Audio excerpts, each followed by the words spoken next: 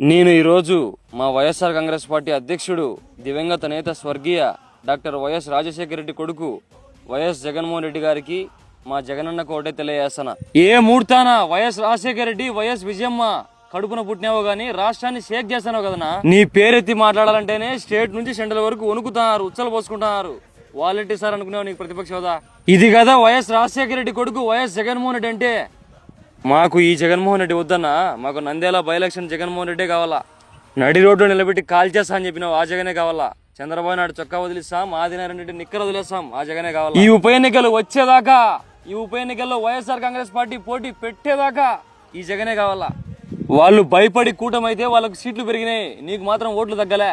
నీకు vote percentage పెరిగి వచ్చే ఎన్నికల్లో నువ్వు ముఖ్యమంత్రి అవుతావు, వాళ్లకు డిపాజిట్లు కూడా రావు. అందుకు ఈ పొత్తుడికి కూడా వాళ్ళు మేము పొత్తుతోనే ఉంటామని చెప్పి చెప్తున్నారు. వాళ్ళు పొత్తుతో ఉన్నా, వాళ్ళు విడిపినా వాళ్ళకు డిపాజిట్లు కూడా రావు. జనాలు వాళ్ళని నమ్మే పరిస్థితుల్లో లేరు.